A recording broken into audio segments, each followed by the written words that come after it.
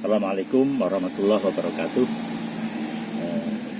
Alhamdulillah rekan-rekan, kita bersyukur kepada Allah Subhanahu wa taala atas segala nikmat yang dilimpahkan kepada kita hingga kesempatan hari ini, sehingga kita masih bisa menikmati kehidupan. Mudah-mudahan kehidupan yang diberikan Allah pada kita selalu bermanfaat dan barokah sampai akhir hayat kita. Amin. Pada kesempatan hari ini saya akan nukilkan satu kisah seorang buta yang berada di pinggir jalan dan pekerjaannya mengemis. Ada orang buta yang pekerja mengemis, tapi tiap hari itu dia mengumpat-umpat, menjelek-jelekkan, meneriak-neriakkan nama Muhammad. Dia bilang, "Wahai orang-orang, janganlah kalian percaya pada apa yang disampaikan oleh Muhammad. Dia adalah pembohong, dia adalah tukang sihir. Kamu jangan dekat-dekat dengan dia.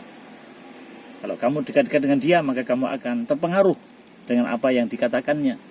Nah, begitu dia selalu sampaikan tiap hari sambil dia mengemis. Tapi pada saat yang bersamaan, selalu saja ada di setiap hari itu seseorang yang selalu menyuapi pengemis buta yang selalu berteriak itu. Disuapinya dia dengan penuh kasih sayang, dengan makanan yang enak. Setiap hari itu dilakukan. Tapi pengemis ini tidak tahu siapa orang yang setiap hari menyuapinya dengan makanan yang enak dan penuh dengan kelembutan itu. Sampai pada suatu saat, orang yang selalu menyuapinya itu tidak lagi menyuapi. Dia tidak tahu kenapa orang itu tidak menyuapinya lagi. Tapi selang beberapa waktu kemudian, ketika pengemis buta itu meneriakkan lagi kata-kata, "Wahai orang-orang, janganlah kamu percaya kepada apa yang dikatakan oleh Muhammad," dan seterusnya. Maka ada lagi yang menyuapi dia itu, tapi dengan suapan yang berbeda dan dengan makanan yang berbeda. Maka sekali orang itu menyuapi pengemis itu, langsung makanan itu dimuntahkannya dan dia berteriak, "Siapa kamu?" Maka orang itu berkata, "Saya adalah orang yang biasa menyuapimu pada hari-hari yang kemarin." Maka pengemis buta itu bilang, "Bohong, kamu bukan orang yang biasa menyuapiku. Orang yang menyuapiku itu biasanya lembut atau lemah lembut. Makanan yang diberikan ke aku juga makanan yang enak." Maka kemudian mengakulah siapa yang telah menyuapinya itu. "Baiklah, saya mengaku bahwa yang menyuapimu hari ini adalah Abu Bakar. Bukan orang biasa atau bukan orang yang biasa menyuapimu pada hari-hari kemarin itu." Dan pengemis itu berkata, "Lalu siapa yang biasa menyuapi aku pada hari-hari kemarin itu?" Maka Abu Bakar itu kemudian berkata, "Orang yang biasa menyuapimu itu adalah orang yang setiap hari engkau jelek-jelekan. Engkau bilang dia pembohong, engkau bilang dia itu pembual, engkau bilang dia itu orang jahat, tukang sihir. Dan kamu bilang jangan sampai dekat-dekat dengan orang itu, karena akan mempengaruhimu. Karena orang yang kemarin-kemarin itu menyuapi kamu adalah Muhammad." Rekan-rekan yang kami hormati, serta-merta mendengar apa yang dikatakan oleh Abu Bakar itu, menangislah pengemis buta tadi itu. Berlinang air matanya dan menyesali apa yang telah diperbuatnya itu. Dan kemudian orang itu mengikuti apa yang menjadi keyakinan, apa yang disampaikan oleh Muhammad. yakni menjadi orang Islam. Nah, rekan-rekan yang kami hormati, mungkin inti dari kisah ini adalah ada saatnya kita tidak perlu banyak bicara. Yang penting kita berbuat dengan sebaik-baiknya, dengan keteladanan, dengan perbuatan yang baik. Maka itu mungkin lebih dari khutbah, lebih dari nasihat yang berjam-jam. Tapi keteladanan, perilaku yang baik itu mungkin lebih berarti.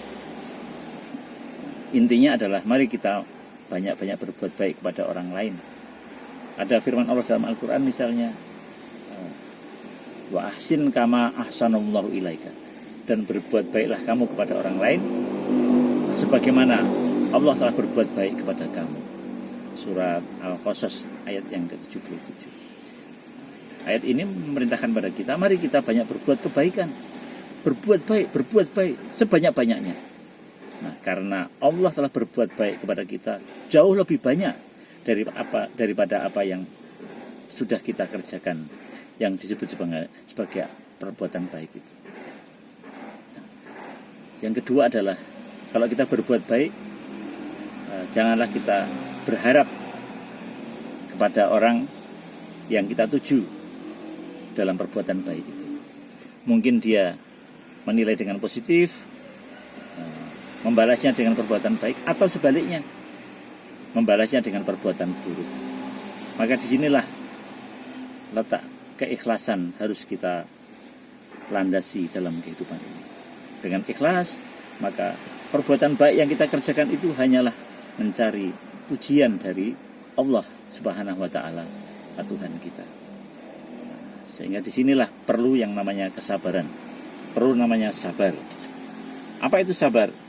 Sabar itu adalah mengekang atau menahan diri, mengekang atau menahan diri dari segala sesuatu yang tidak kita sukai, dalam rangka mengharap ridho dari Allah Subhanahu wa Ta'ala.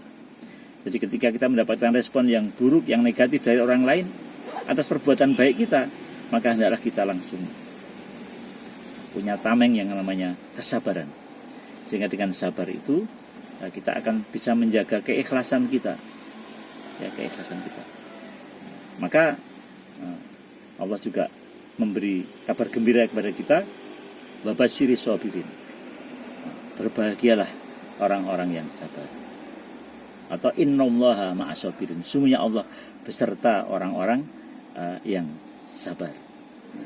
Kata Imam Ghazali di dalam kitab Ihya Ulumuddin, disampaikan oleh beliau bahwa sabar ini hanya dimiliki oleh makhluk yang bernama manusia. Ya. Sedangkan hewan, malaikat, mereka tidak punya sifat sabar itu. Karena kalau binatang atau hewan hidupnya itu didominasi atau selalu didorong oleh hawa nafsu, keinginan hawa nafsunya, ya, makan, minum, berhubungan seksual, mempertahankan diri, itu adalah dorongan hawa nafsu. Dan sebaliknya untuk malaikat, dia tidak punya nafsu. Karena apa? Karena malaikat tidak punya keinginan apapun dalam kehidupannya. Ia adalah jenis makhluk Allah yang selalu berbakti kepadanya. Nah, manusia oleh Allah dikaruniai oleh Allah itu nafsu. Tapi kalau tidak hati-hati, maka nafsu itu selalu mendorong pada perbuatan jahat. Inna nafsa la amaratum bisu illa ma rahima rabbi. Sungguhnya nafsu itu selalu mengajak pada perbuatan jahat, kecuali nafsu yang dirahmati oleh Tuhanku. Nah, itu perkataan Nabi Yusuf alaihissalam. Jadi dengan demikian kita harus menggunakan akal kita.